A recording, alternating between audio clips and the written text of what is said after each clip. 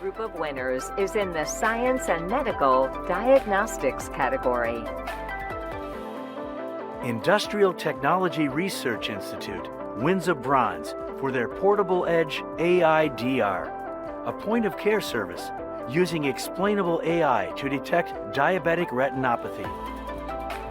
The next category is Science and Medical Implants. The Silver Award goes to the Industrial Technology Research Institute for BioMS-Ti, biometric structures for hard and soft tissue integration. Being an Edison Award winner is the #1 honor for creating a successful, new, game-changing product or service that makes people's lives that much better.